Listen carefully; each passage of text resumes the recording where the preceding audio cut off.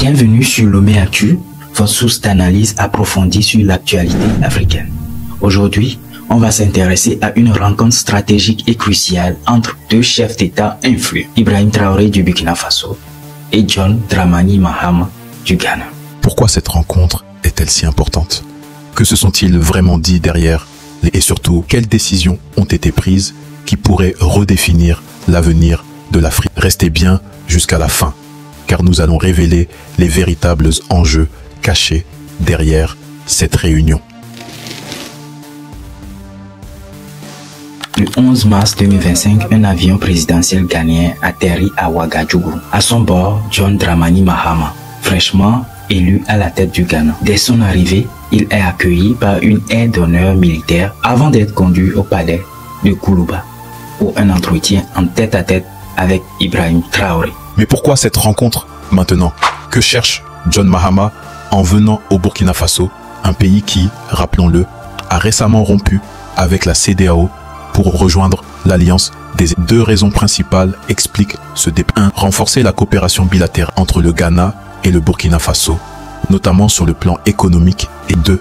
Maintenir un pont entre la CEDEAO et la AES pour éviter que l'Afrique de l'Ouest ne se divise derrière les sourires officiels et un enjeu beaucoup plus profond, car si ces deux pays sont voisins et partenaires historiques, leur vision géopolitique diffère aujourd'hui. Depuis des années, l'Afrique de l'Ouest fait face à une menace grandissante. Le terrorisme, et le Burkina Faso est en première ligne dans cette guerre. Des attaques meurtrières frappent régulièrement le pays, mettant à rude épreuve et son armée. John Mahama et Ibrahim Traoré sont tombés d'accord sur plusieurs. Renforcer les échanges de renseignements entre les services de sécurité du Ghana et multiplier les patrouilles conjointes pour surveiller les frontières et empêcher l'infiltration des groupes armés. Faciliter le transport, notamment en permettant au Burkina Faso d'acheter du matériel via les canaux commerciaux ghanéens. Une coopération militaire essentielle, mais qui pose aussi une question délicate. Le Ghana, membre de la CEDEAO, peut-il réellement collaborer avec l'AES sans risquer des tensions avec ses alliés? Burkina Faso and Ghana are the same, so I don't need any reason to come. Le Burkina Faso et le Ghana constituent le même pays, donc je n'ai pas besoin de trouver une raison particulière qui me pousse à venir au Burkina Faso.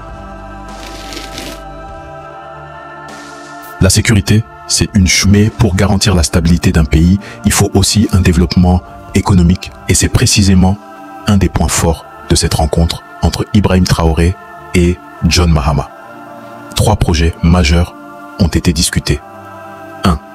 Un vol direct quotidien entre Ouagadougou et Accra. Un projet porté par une compagnie aérienne ghanéenne pour faciliter les échanges économiques et commerciaux. 2. Une extension du gazoduc Accra-Bolgatenga est en discussion, ce qui permettrait au Burkina Faso d'accéder à une source d'énergie plus stable. 3. Facilitation du transit des marchandises via le Ghana.